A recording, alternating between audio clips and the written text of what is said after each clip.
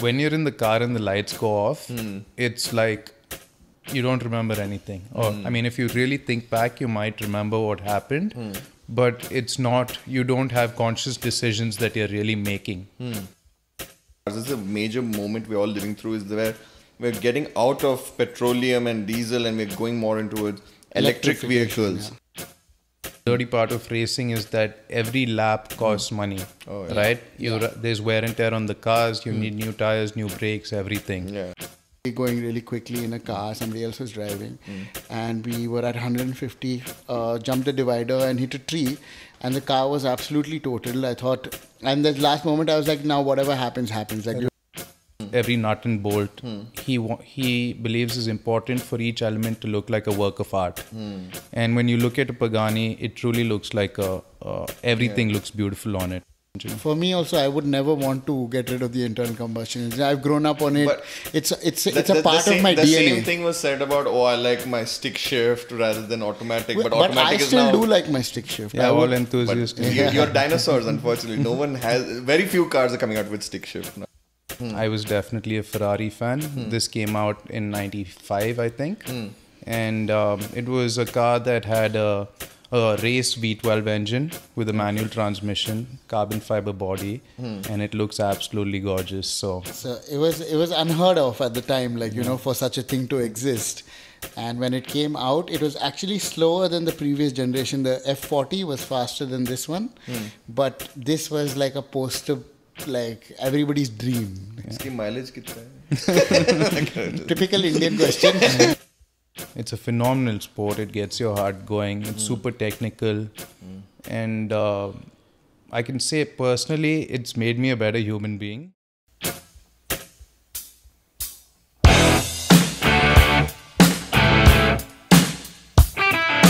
So we have Anindith with us, who's a dear friend and a racing car enthusiast, and national racing champion. 5-time, I think. Have I got that right? Yeah. And welcome on the show. And tell us what makes you a crazy car enthusiast. We want to know all about it. Nice to be here, guys. Thanks for having me. It's hard to say because it's been something that I've loved for so long. Ever since I could remember, I've been into anything with wheels, really. Like, I used to love cycling as a kid or as a baby. And then I guess the natural progression is something with an engine. So it became bikes and then cars. And, it's not just one thing, but like, it's how they look, it's how they sound, it's how they feel, it's how they smell. Yeah. All of them come together to make you really love it. Yeah. So, yeah, it's just so many things. So what was the natural progression, like if you wanted to get into the world of racing? What was your first step? My first step? So, I guess it depends from country to country or even... Like go-karting, I'm sure. Yeah. So in India, definitely, go-karting is big and it's everyone's, natural first step. And mine was too. I started go-karting when I was maybe 11, 12, something like that. But compared to international standard, that's not early by any means. But yeah, it was go-karting and I started go-karting when I was about 12, I guess. Okay. And then from there, when did you realize that, hey, I'm actually pretty good at this? So I think I knew that pretty early in my first few races. But I had a very long sabbatical from racing. So tell us about how you got back into it, and when you won that first race and when you were first in that car, what did you feel and how did it come naturally to you? Because what we've heard is that you're always such a natural. Everyone says that you're a natural. What makes you such a natural? So like I said, I started karting when I was 12, but didn't start professionally racing until I think I was 2013, so 23. Yeah. 23. That's quite late. Yeah. It was more than 10 years later. Yeah.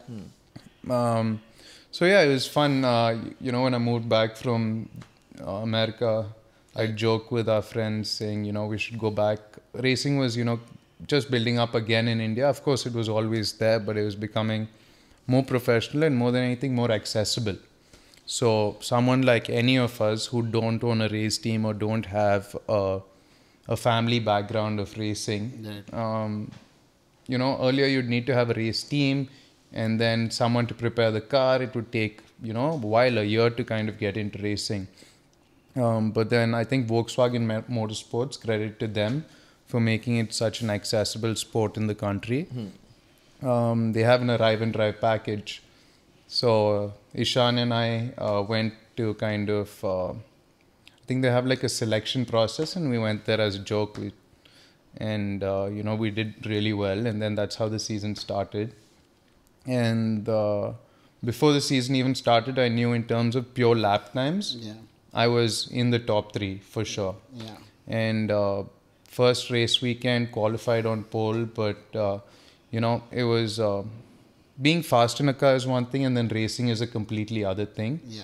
So it took a couple of rounds to kind of build my racecraft, so to say. Yeah.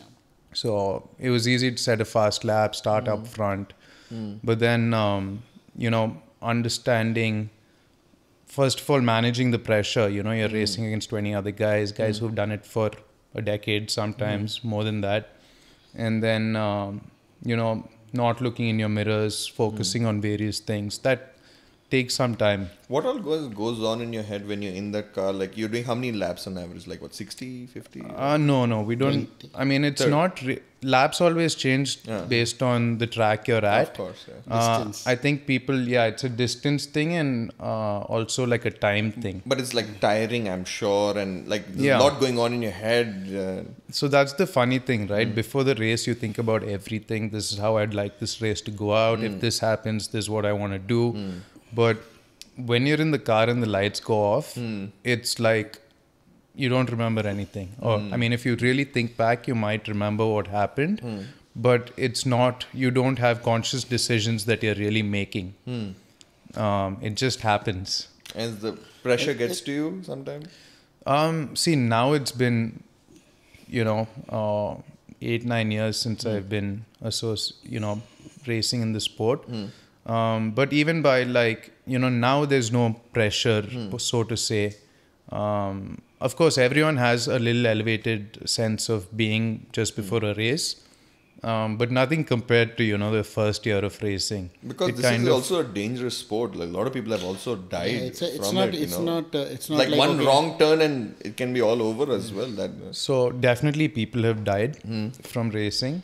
But I actually wouldn't call it a dangerous sport, at least in professional racing. The levels of safety nowadays is phenomenal. Okay. So statistically speaking, more people injure themselves in, I don't know, playing rugby or football or cricket, I guess.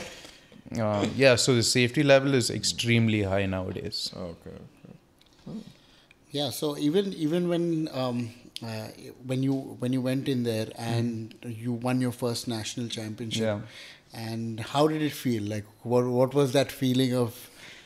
It feels phenomenal. Words can't describe. First, you can't believe it. Yeah. You're thinking, is the race over? Is the championship over? Do I keep going? But it's just you have goosebumps. Yeah. Probably most of the race, your heart rate is quite elevated, above 140. Right. And you don't feel it. You're just like in a state of meditation. Okay. And then suddenly the race is over, and then you're like, wow, what just happened? Everything. But that's what tells me so much about you, because you've used, somebody else would have said euphoria or adrenaline. You said meditation. So that kind of tells me how it makes you feel and how it comforts you and puts you in a very relaxed space. Absolutely. I mean, especially a couple of laps in, when you get into the rhythm. And it's just a calming thing about it. Even though your body is going through so much, your heart is beating super fast. So what is your body going through? Like, as a layman, I believe there's something called G-force, which is, and there's multiple layers of G. Yeah. Can you explain that? What is that? Yeah. Physically, what are you going through in the car? Yeah. So first thing is to categorize between touring cars and formula cars. Okay. In touring cars, especially in a country like India or Southeast Asian countries, it's super hot and humid, right? So before the race even starts, you're drenched from top to bottom. Okay. You're sitting in a cabin which has no AC, obviously, and it's about, could be 50 degrees in there. Wow. And you're wearing 2 or 3 layers. Okay. So you're drenched in sweat. In a touring car, especially what we race in India, I would say there's not a huge level of physical fitness apart from just, let's say, driving in a sauna. Right. Okay.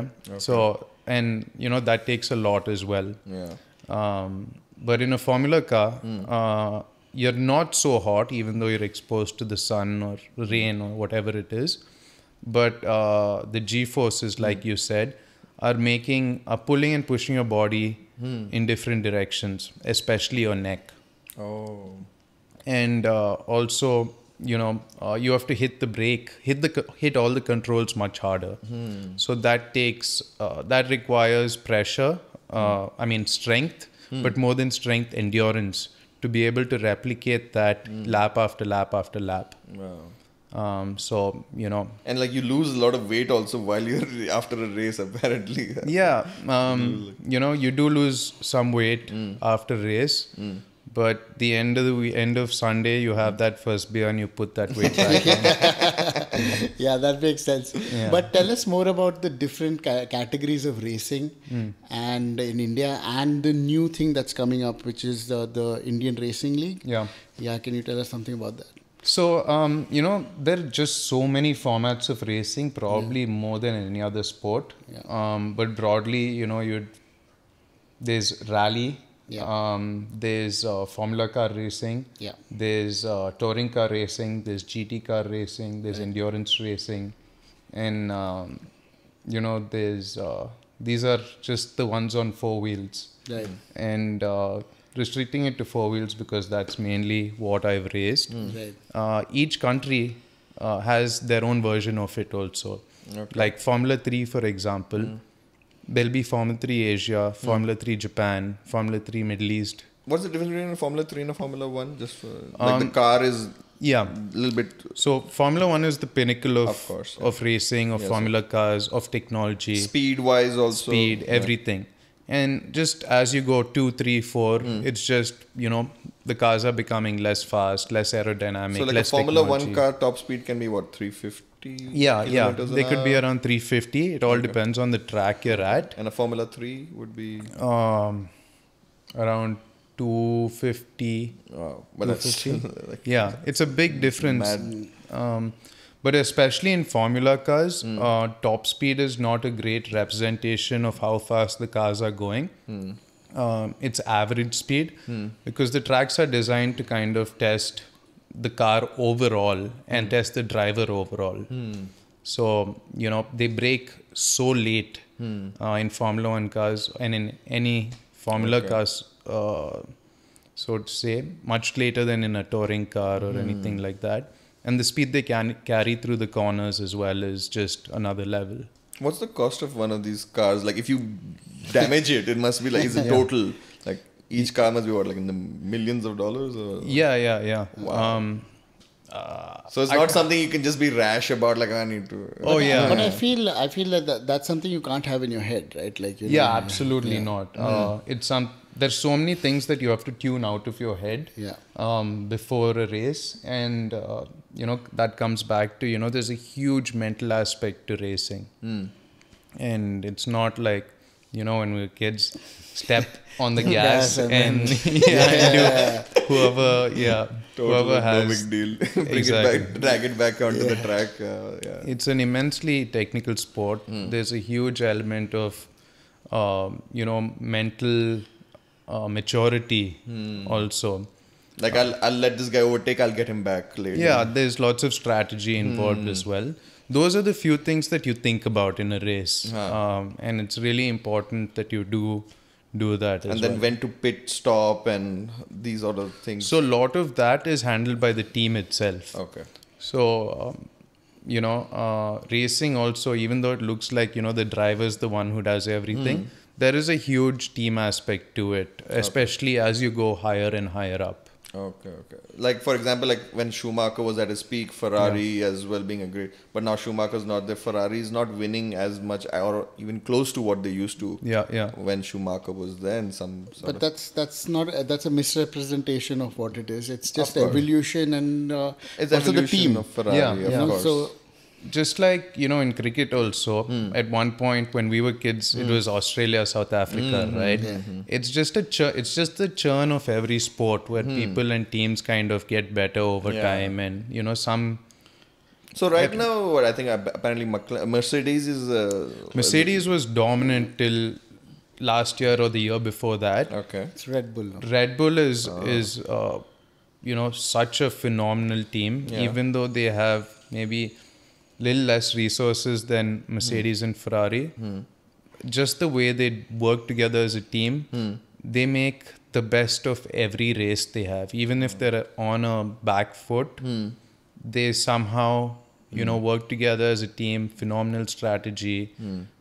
They design their car not just for one lap but for so many conditions, and the changes they make to adapt to a weekend Yeah. is just phenomenal. Who's your favorite race car driver currently? So again, that's a difficult question, but I think Max is one of the best out there right now, and he's performing. Max Verstappen. Max Verstappen, Red Bull. I'm sorry, I'm out of my syllabus. But okay, Max Verstappen. And I think he's just performing at his absolute best right now. Yeah. He's untouchable. He's untouchable, and that's what happens when you put a great driver in a great position. Yeah. You kind of see greatness. Yeah. Not to say that there are so many other drivers out there who aren't phenomenal. I think one of my favorite drivers right now is Charles Leclerc. Yeah. And he's an absolute phenomenal driver. But he's going through a tough time now with the team not able to make everything work for him and all of that.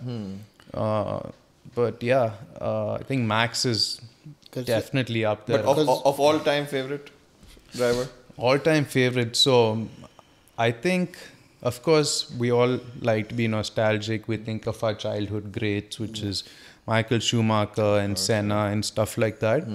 But I would say if you put those greats with today's great drivers, today's drivers would destroy. Really? Yeah. It's the same argument with the NBA also, right? They say Michael Jordan, who I love. Yeah. And then you see LeBron James today. Yeah. And, the same thing they'd say. Of course. You put them in the same court and LeBron will walk over Michael. No one wants to hear that, but... Oh, yeah. Like Kohli and Sachin. Yeah, exactly. Exactly, yeah. Yeah, so...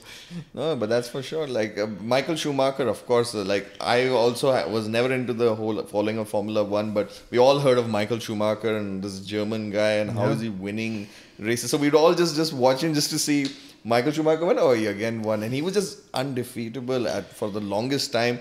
And also a very down-to-earth person in the way, a legend. I don't know in that particular sense, you might know. Yeah, I mean, I think a lot of people felt that, especially back in the day, where everything wasn't really covered on social media and YouTube and stuff like that. So we always saw Michael smiling and winning, right? So we're like, what a nice guy. Okay.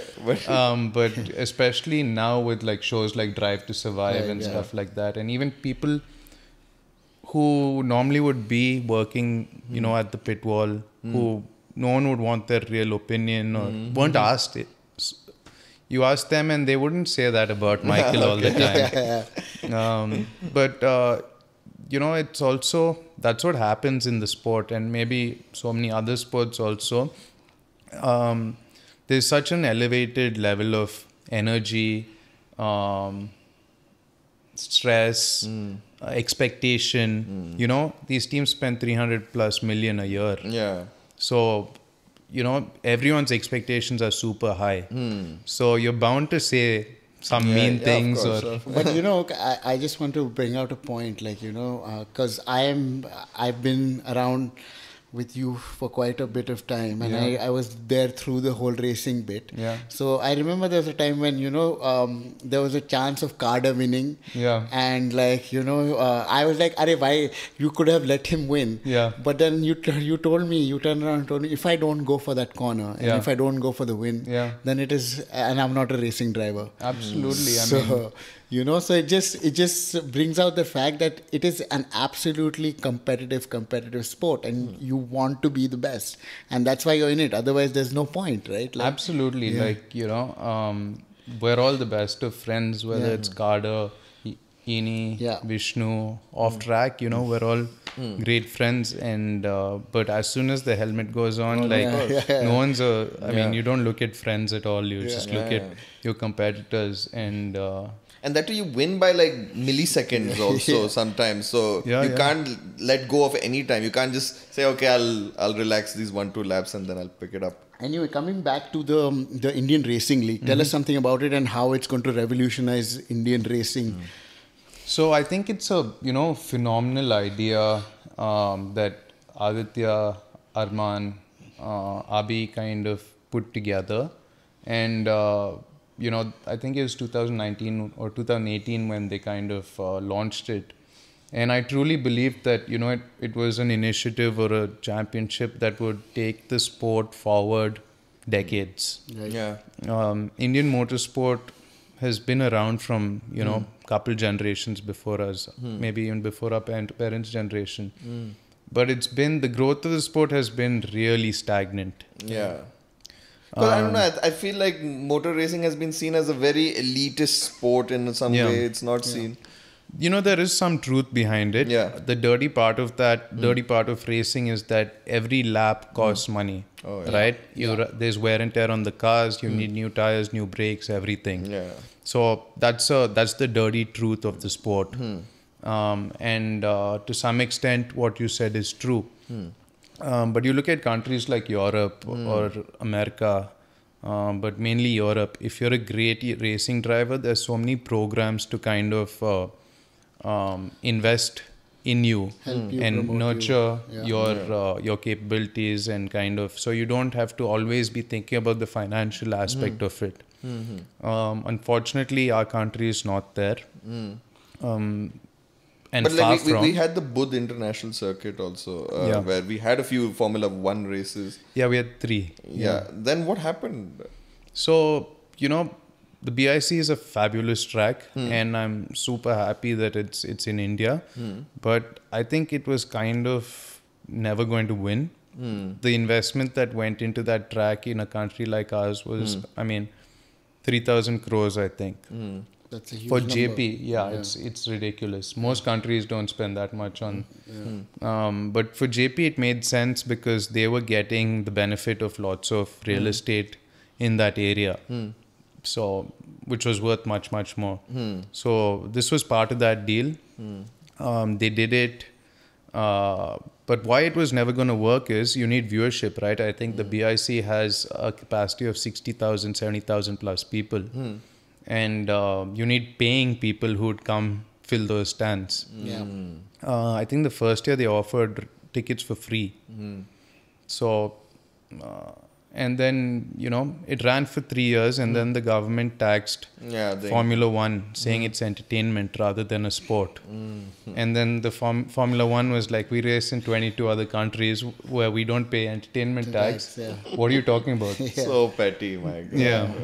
Sheila Dikshit. Okay.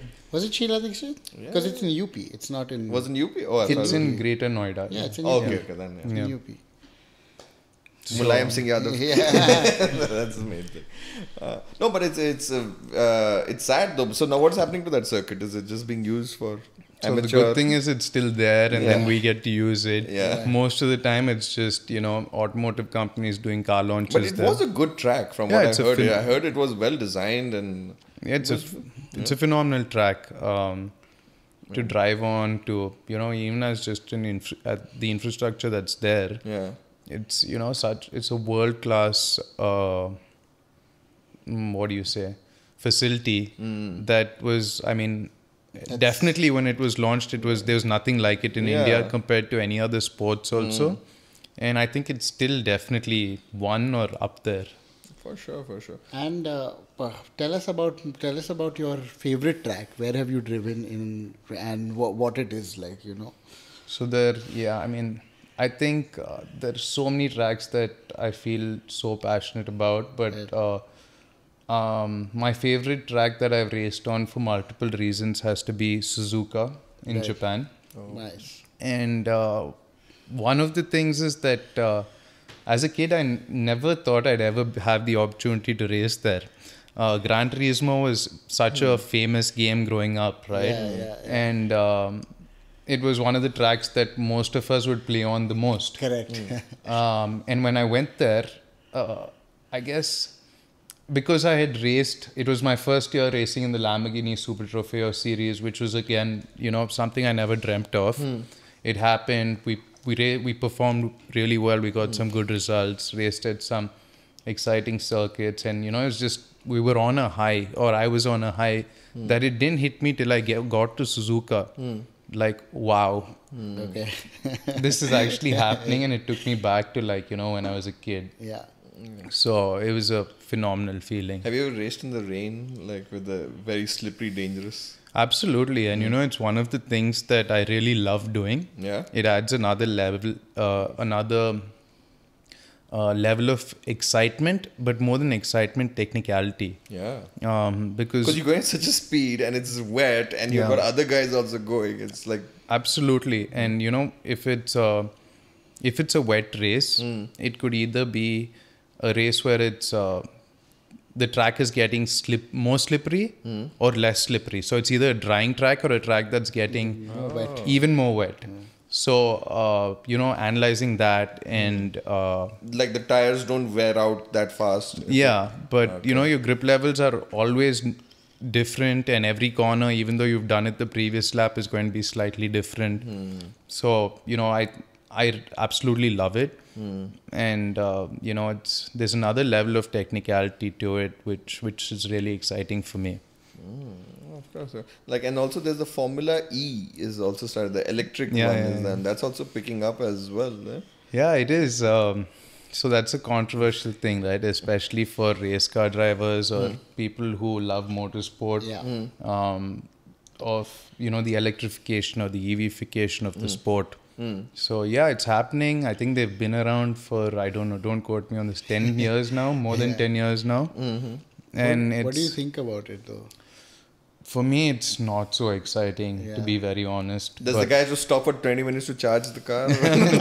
No, they do something even weirder, or not weirder, but the battery, right? No, they change. There are two identical cars. They get out of this car and get into that car. Oh God! That I think now they did away with that. Okay. I don't really watch Formula E that much. I think they did away with that, but at one point they used to park, jump out of this car, get into another car. There was also Formula A1. Remember the countries were competing with each other. Yeah. And that didn't last very long. Not at all. It didn't last very long, but I thought that was also like a good format. Yeah, because all countries, all sports have a nationality sort of a competition. Rather than, so I would rather be happy saying, "Oh, go India," rather than and that's what they're doing with the racing league as well, right? It's kind of the IPL format. So. And that's why people, I think, were interested to invest in the sport because, there's this sense of pride of, this is my city. Yep. And for the first time, it's being looked at as a serious marketing platform, which is how it's viewed all around the world. And where all are these races going to happen? So this year, it's going to be restricted to Madras and Hyderabad. Okay. It's exciting because Hyderabad's our hometown. Yes. And it's going to be a street circuit in Hyderabad. That's insane. Where? It's going to be around Tangband, not the entire loop, but it's in that area. Okay. At least potholes will be cleared. Yeah. 1 week, I hope. Yeah. This is what I'm trying to tell you. That Surya, you cannot think about potholes. The people are racing. No, but that's the sad part. We still have to deal with that. Sense. So while we're on the topic of Formula E cars and this so on and so forth, what is the big movement happening ever since the evolution of cars? This is a major moment we're all living through. Is where we're getting out of petroleum and diesel and we're going more into electric vehicles. What are your views on that? Is that the future, or there's still some time to go? Yeah, so as a car enthusiast, as race car driver, every one of us kind of restricts that change, where we kind of like our internal combustion engines. But interestingly, electric cars were adopted in the early 1900s, but they didn't make it big because battery technology was very nascent. But now with battery technology becoming, so advanced, it's one of the fastest evolving technologies right now. It just makes sense because an electric motor has such very few moving parts, so it's a much more efficient system. And you can't deny how much more efficient that an electric car is. And the sudden pickup also of these electric cars. Like you see these Tesla cars, just step on it in 0 to 100 in so they have instant torque, unlike an internal combustion engine where they have a torque curve and it builds. It's all instant. So, and they've engineered them so well over the last few years that even enthusiasts are coming to really like it, and it's something you can't deny. But are you a fan of electric? Or do you own an electric car? No, I don't own an electric car, and my roots will always go but towards. But financially also, like today also, there's a lot of cars coming up where in the normal market where it is pretty affordable. Like filling up your normal car is 4,000, 5,000 rupees, but filling it up with 400 kilometers worth of mileage is 300, 500 rupees. It is definitely way more economical. It is obviously the future.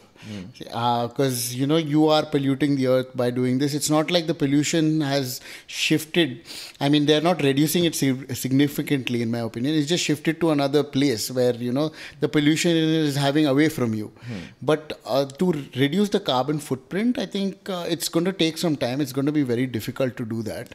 And also we are running out of fossil fuels, so we can't be dependent on this for the rest of our going forward. So the majority of electricity is coal powered, 70% worldwide. No, actually, I think what Shiraz means is that the battery, which is lithium ion based, once it's end of its life cycle, they have to dispose of it. And that's one of the toughest things to dispose of. So they're dumps in some parts of the world. Whereas an internal combustion engine, you can do something. I mean, they're both polluting, but in terms of efficiency, they're a lot more efficient. And even in terms of performance, you can get a lot more performance for a lot cheaper. So, you can't deny the change, but everyone who's, most people, especially our generation, who are car enthusiasts, will always look at the internal combustion engine. For me also, I would never want to get rid of the internal combustion engine. I've grown up on it. But it's a part of my DNA. The same thing was said about, I like my stick shift rather than automatic. But automatic I still do like my stick shift. Yeah, all enthusiasts. You're dinosaurs, unfortunately. No one has. Very few cars are coming out with stick shift nowadays. It's not about being dinosaurs. It's like you said, it's being an enthusiast. Like, you enjoy it. We're not like thinking as a functional point of view. It's more to do with passion for the industry, and that's what it is. I mean, there may not be a lot of us, but there are few of us that enjoy it. But after that, like, what about hydrogen? What about ethanol? So renewable fuels is really interesting, and hydrogen is something that is arguably even more efficient. But we haven't been able to get the same amount of yield as power conversion in hydrogen, and we may never not. In terms of ethanol, I think for me personally, that's one of my favorite topics because it keeps the internal combustion engine and you're essentially converting a commodity which is food or corn or sugarcane into fuel which you can burn. But has any country done this successfully? Um, like Nitin Gadkari is saying that, we should do this. I'm like... So I'm all for it personally. Bio-E, haven't you ever heard about it? Like it's quite... Not in a mass scale or commercial. Not in a mass scale, of course not. Fuji is a country that completely runs on ethanol. Okay. Brazil is a country which, largely runs on ethanol. America is a country which produces huge amounts of ethanol, but less than 5-10% of the people run purely on ethanol. And the major car makers are making... Yeah, so all American car makers have this concept of flex fuel. So you can put ethanol and gasoline mixture, and the computer kind of adapts to it. Wow. Okay. Interesting. Like how cars have just suddenly like eventually, but with autopilot slowly coming in all these Tesla cars. I think slowly for sure cars will just be like, take me to Shiraz's house and just sit back, go to sleep. I mean, see, I'm one of these people who don't enjoy driving. Yeah, so that's the thing, right? Like, see, you are thinking about it as a mode of transport. Okay, we are not looking at it as a mode of transport. That's something that relaxes us, enjoys us. We enjoy doing it. So, therefore, like, it's... But the amount of car crashes, the amount of human errors which cause car crashes is still more dangerous to go drive in a highway than anything. In the beginning, when we were younger, like, all of us used to drive cars. But now, when you're going to office or we're doing something a little less, this thing, we always have drivers now. I still don't use it. Even I don't use it. I mean, have you had a near-death experience while driving? I think I've had a few. Tell us that one. Where do we really you saw have your to life go pass? No, that doesn't happen apart from the movies.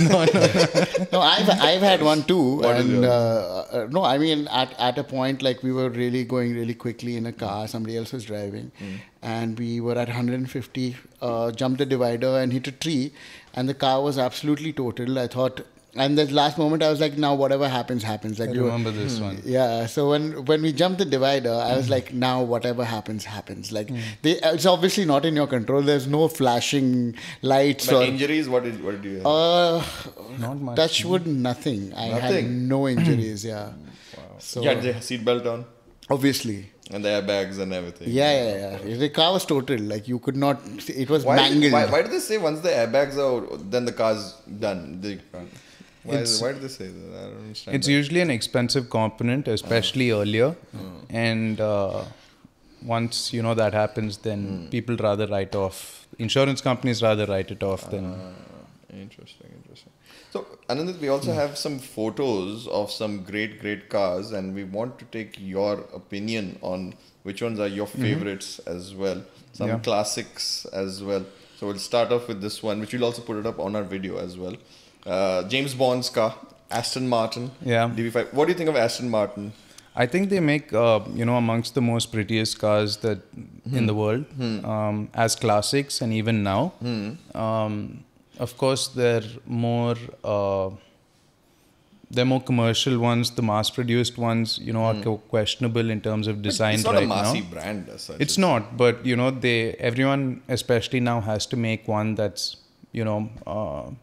cheaper, more accessible to keep the company running, right? And also from an emission standpoint, every country mandates that between the different car models that they make, they have to come below a certain emission bracket. But arguably one of the prettiest Euro cars. 6 to be precise. Like now. All right. So some of the prettiest cars, and I know this is one of your favorites. It's the James Bond DBS. Yes. Next we got a Ferrari F50. Yeah, this is one of my favorites. Okay. Why? So this is the typical childhood poster car, and you were either a Ferrari fan or a Lamborghini fan. I was definitely a Ferrari fan. This came out in '95, I think. And it was a car that had a race V12 engine with a manual transmission, carbon fiber body, and it looks absolutely gorgeous. So it was unheard of at the time, like for such a thing to exist. And when it came out, it was actually slower than the previous generation. The F40 was faster than this one, but this was like a poster. Like everybody's dream. Iski mileage kitna hai? Typical Indian question that everybody gets a... While in line with the modern thought, we have the Tesla model, which S Plaid. S Plaid. S Plaid. So good one, Surya. Okay, so what is your thought on Tesla as a brand and what Elon Musk is doing with it? So, I think they've done a phenomenal job. I've obviously, when they came out 15 years ago, resisted the change to electric cars. Before, electric cars are very ugly and tiny, and he was the first one to make it look a little bit sexy. Yeah, absolutely. And I think, they've done a phenomenal job, like everything that he touches. Have you driven a Tesla? I've driven a Tesla. What's it like? And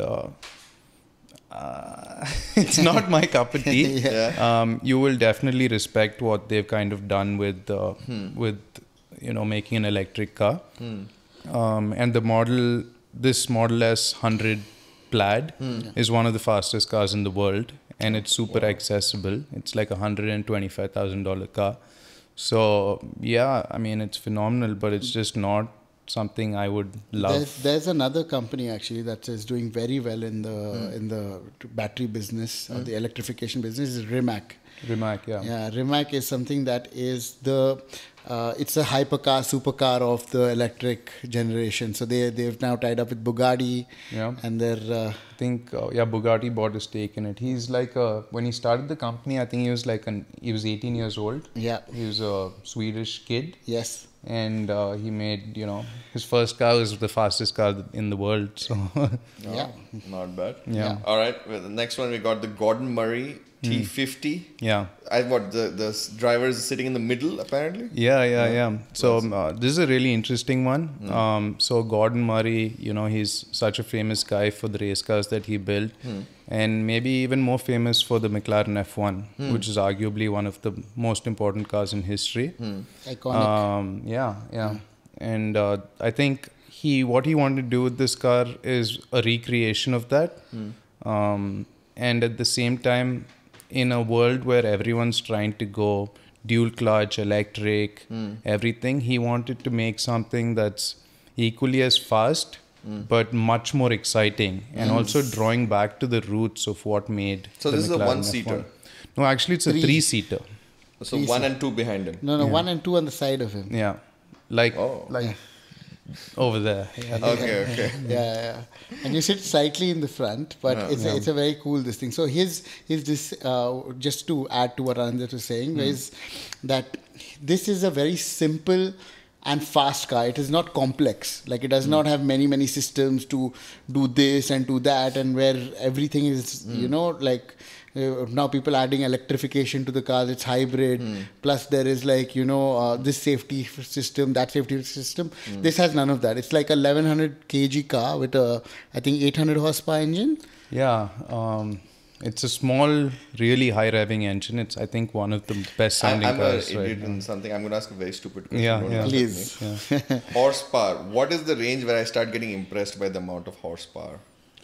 Okay, what is my Duster's horsepower? What is this one's horsepower? Your Duster? I have no idea how to understand horsepower. Go for it. He will explain to you. Yeah. Don't think of me as an idiot. So it's in not this case, you how are much silly. horsepower. So it's really not how much horsepower, Yeah. You could be in a 25 horsepower go-kart and it'll be super fast because it Okay. weighs nothing. Okay. And you can be in a 500 horsepower car which weighs 5 tons and it's just moving. Okay. So it's a power to weight ratio and various other things also that but anything more than 300 is healthy. Impressive. Yeah. Okay. All right. Cool. Going on next, we got the Lamborghini Hurrican. Yeah.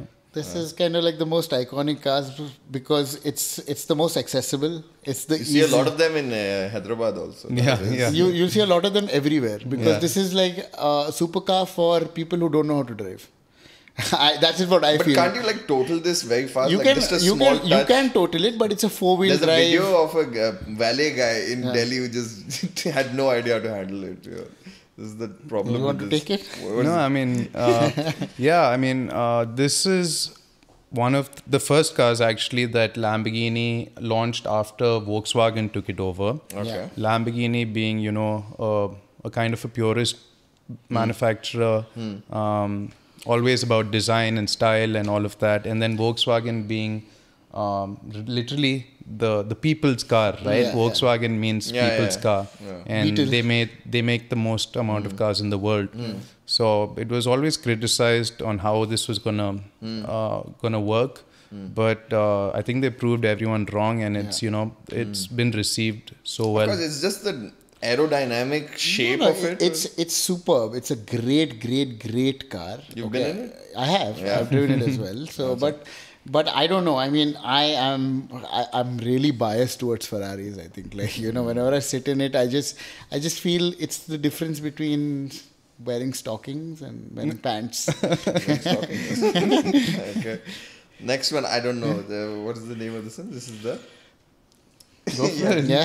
This is the JDM. It's your show. This is not a JDM. This is a Nissan Skyline. Nissan Skyline. R34. No, 33. 34. Yeah, 34. Yeah. So, yeah, I mean, as kids, I think, or in general, I think the golden era of cars is 90s cars. Okay. And for me, JDM cars, what really did it.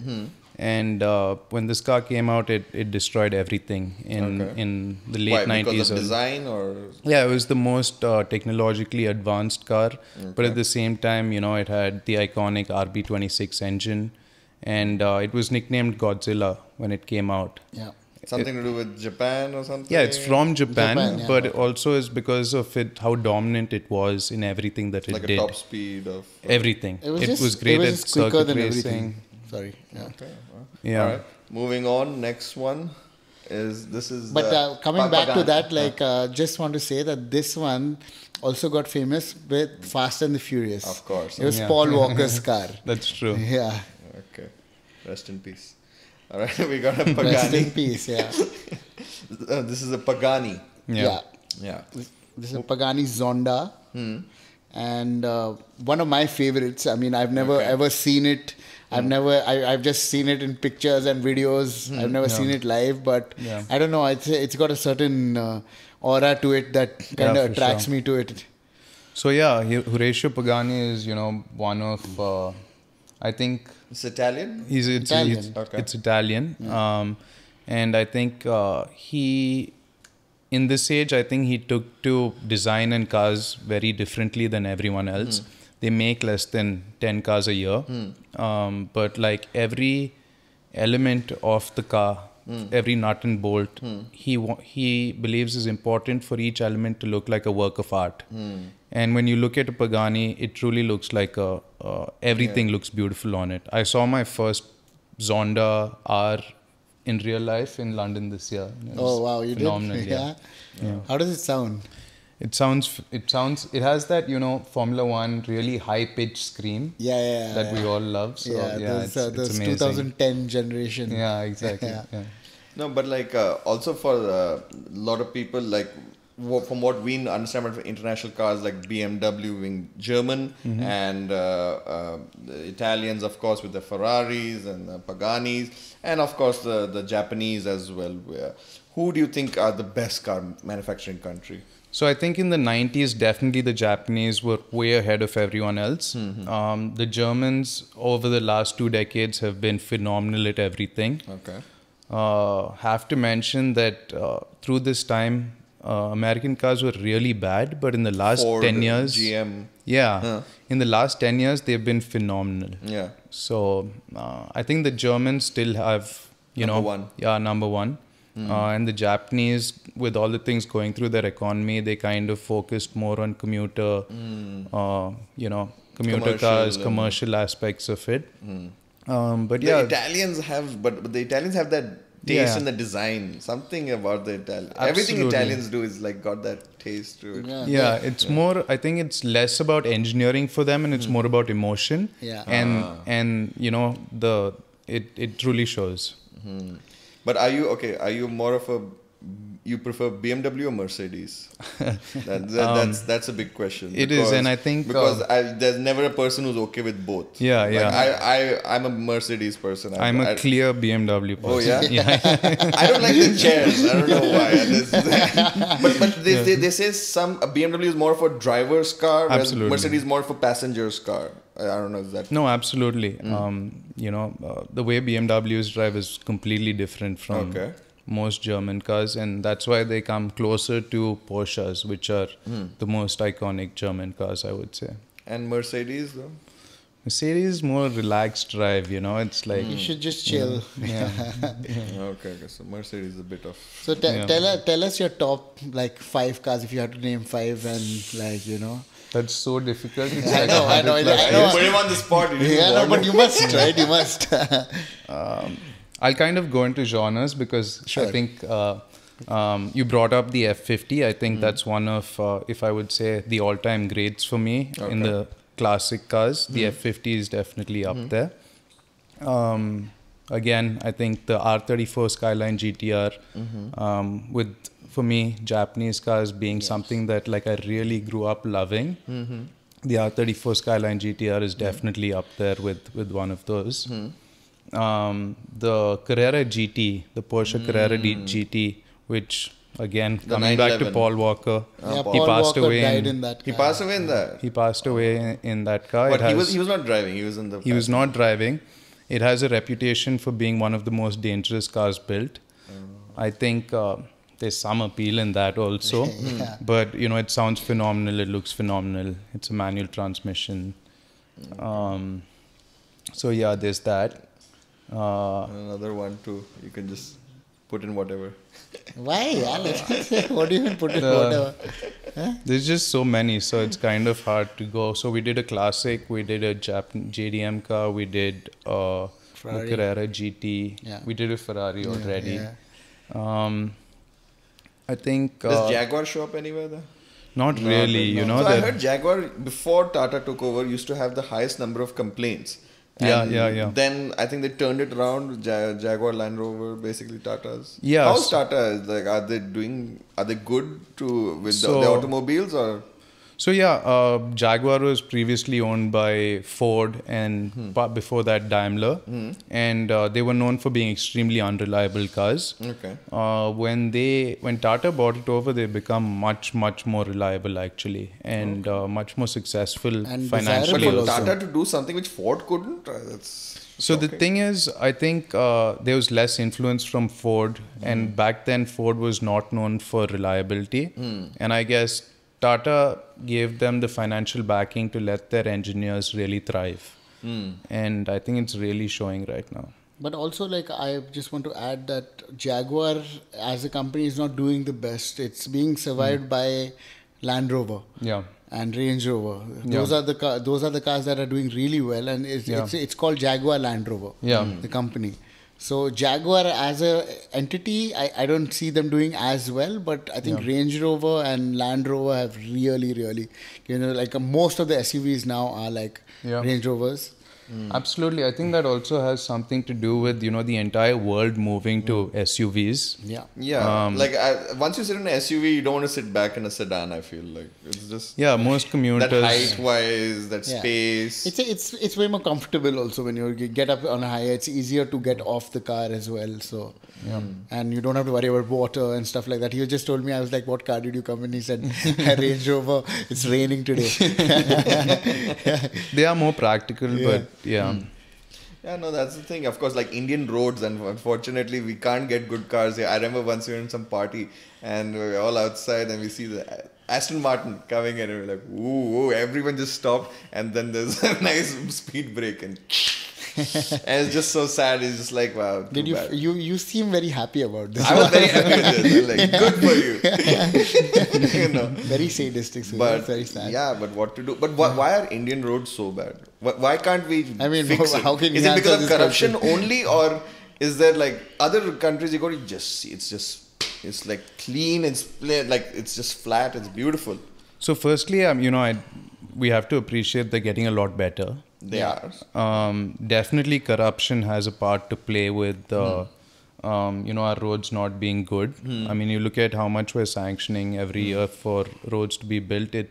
It's much more than most countries. But like a Singapore road, you can race Formula 1 cars over there. Over here, it's still like... But on the other side, like, it's very expensive to own a car in Singapore. Of course, there's the 400% tax. It's insanely expensive. So not everybody can afford it. Everyone is using mainly public transport. Here in India, the littlest person can now own a car. It's not difficult to own a car now, and we're so many more people. Like, it's much more difficult for you to kind of manage maybe 100 people, but in India we have like a lot of people. It's much more difficult.